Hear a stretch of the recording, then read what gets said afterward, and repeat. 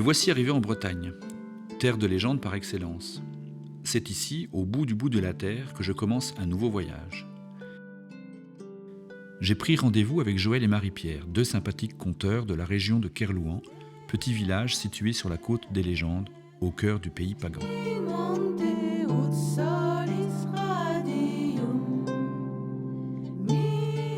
Nous partons en direction du rivage, non loin de Ménéam, ancien petit hameau de pêcheurs goémoniers.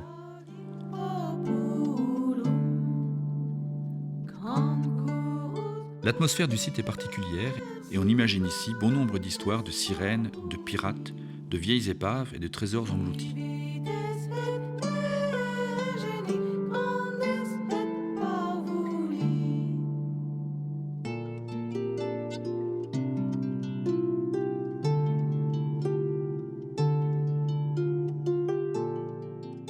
Joël et Marie-Pierre vont tout d'abord m'en dire un peu plus sur leur association Les Conteurs de la Nuit. L'association Les Conteurs de la Nuit, donc créée le 12 octobre 2012, avec une poignée de passionnés de légendes, une quinzaine. Le plus jeune a 8 ans et l'aîné plus de 70 ans. C'est intergénérationnel et familial. Et ce sera la 4e saison où nous allons faire des spectacles sur cette plage et sur cet amas rocheux.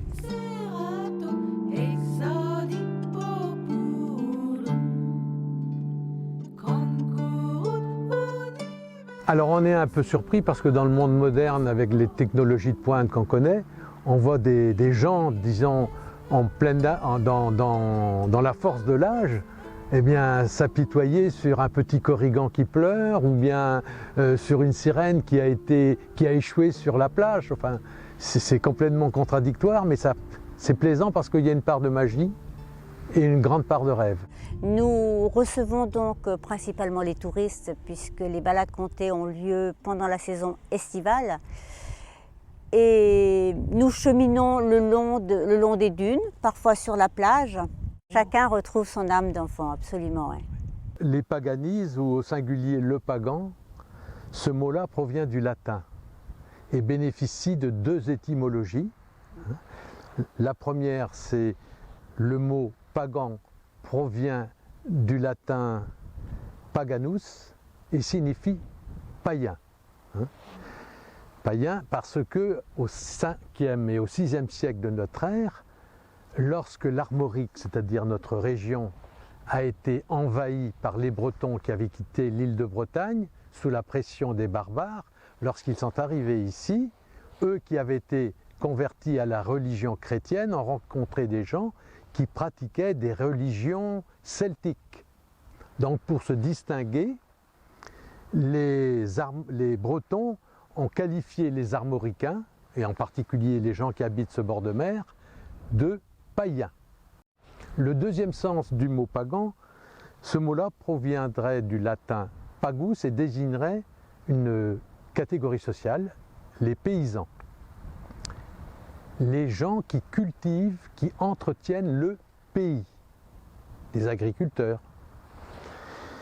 Et au cours de la moitié du 19e siècle, une certaine bourgeoisie brestoise qui ignorait la langue bretonne et qui méconnaissait les mœurs de la vie campagnarde de la région, ont tout simplement considéré que ces gens qui habitaient à l'extérieur de la cité étaient des gens peu fréquentables, des gens un peu lourdeaux, rustres. Ces gens donc étaient imprégnés d'une forme de superstition malsaine, et c'est pour ça que les gens de la ville, les Brestois, ont en quelque sorte éprouvé un profond mépris pour ces gens du bord de mer et notamment pour ceux qui habitaient cette petite région qu'on appelle ici donc le pays pagan.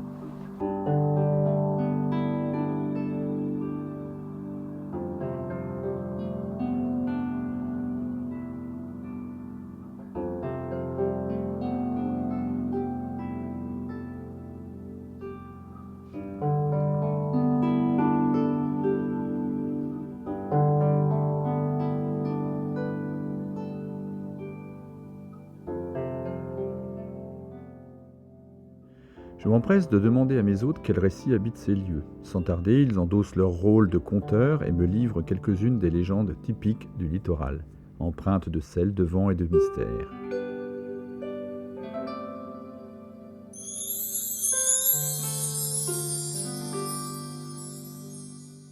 Alors ici, comme nous sommes au bord de mer, et dit-on, la population était misérable, on va avoir affaire à des légendes qui ont trait à des naufrageurs, c'est-à-dire des gens qui à terre sont dans le besoin et qui, pour améliorer leur ordinaire en quelque sorte, ont besoin de ce que la mer peut leur apporter.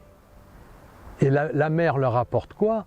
Eh bien, malheureusement, par l'intermédiaire des naufrages, des victuailles, du bois, des cordages, tout ce qui, à cette époque-là, au cours du XVIIe, XVIIIe siècle, tout ce qu'on pouvait trouver sur ces bateaux. En général, ça se passait la nuit et les naufrageurs, entre guillemets, s'équipaient, si je puis dire, de vaches, ces mammifères qui, au bout de leurs cornes, portaient des lanternes allumées. Ainsi, la nuit, les vaches pouvaient attirer les bateaux sur les rochers. Parce que, vu d'un bateau, lorsque on se trouve dans une tempête, on essaie de trouver un abri pour le bateau. Et en se dirigeant vers les feux qui sont allumés, eh bien, on arrive tout simplement sur les rochers qui bordent cette côte des légendes.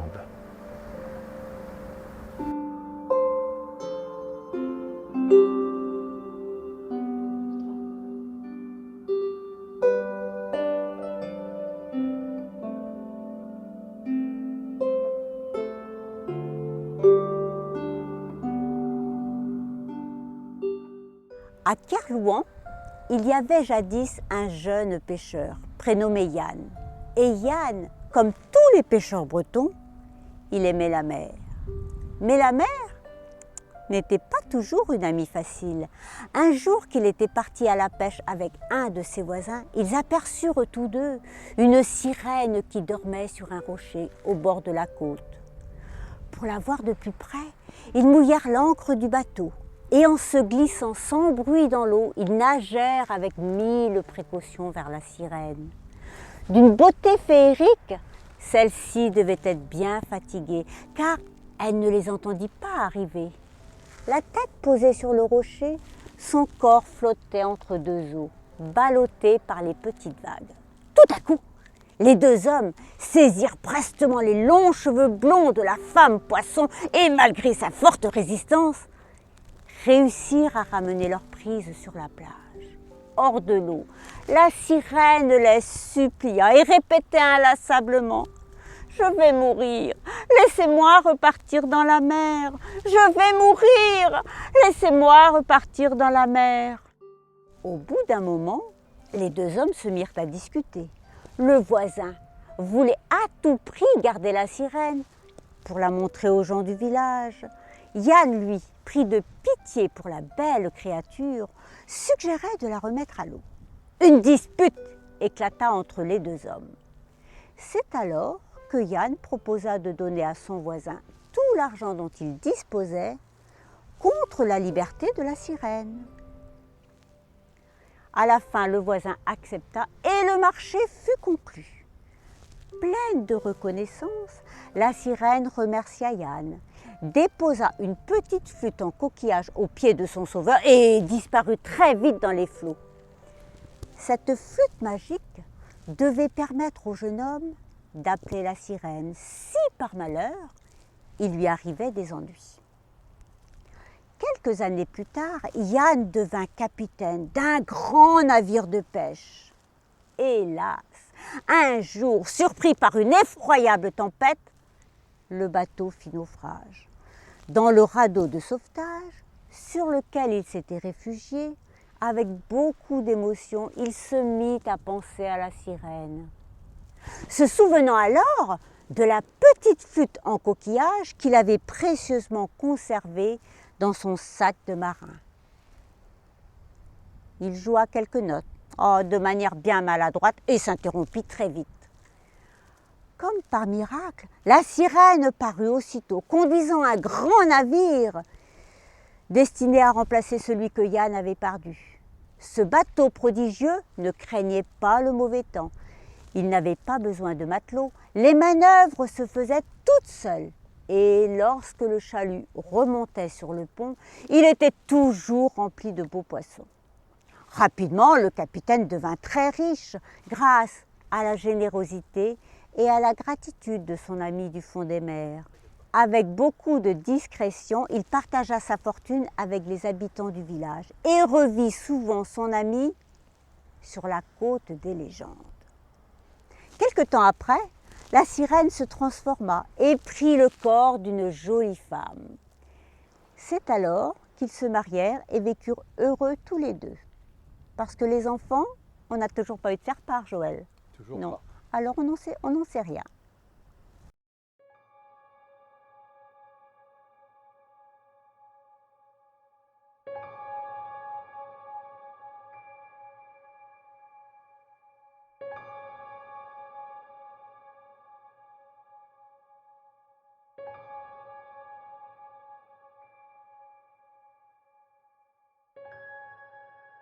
Alors l'Ankou, c'est un personnage mystérieux qui représente non pas la mort, mais son serviteur. On décrit l'Ankou comme un personnage très grand, très maigre, sans âge, les cheveux longs et blancs, le visage ombragé par le bord d'un large feutre noir. Il se déplace dans une charrette dans laquelle autrefois on transportait les morts.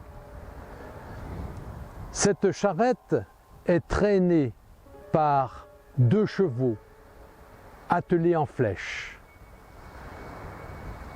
Le premier en tête est maigre et manifestement assez malade, tandis que l'autre est plutôt bien portant. Les chevaux sont tirés par un compagnon de l'Ankou qui tire le cheval de tête par la bride. L'Ankou, lui, est installé dans la charrette et se tient debout. Il circule la nuit dans les chemins creux et dans la lande, et rencontrer ou entendre le sinistre attelage sont des signes annonciateurs d'une mort toute proche. On dit que l'Ankou est représenté par le dernier mort de l'année. Bon, l'Ankou est représenté aussi par un squelette dont la tête tourne sur 360 degrés. Ainsi, il peut voir quels sont les défunts qu'il doit transporter dans sa charrette misérable pour les emmener vers l'au-delà. L'Ankou dispose d'un instrument pour cueillir en quelque sorte ses passagers, ses défunts. C'est une faux dont le fer est monté à l'envers. Ainsi, en fauchant, il peut collecter un plus grand nombre de défunts en lançant sa faux devant lui. Cette faux peut être aiguisée de temps en temps par un ossement humain qu'il détient sous son manteau. Il est toujours précis dans ses rendez-vous et on dit qu'il débute sa tournée funeste le soir au coucher du soleil. Je le disais tout à l'heure, il vaut mieux ne pas rencontrer cet attelage misérable et aussi néfaste parce que cela signifie que la mort est toute proche.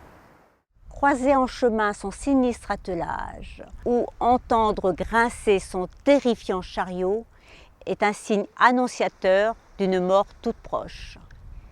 Mais ceux qui l'ont vu ne sont plus là pour le dire.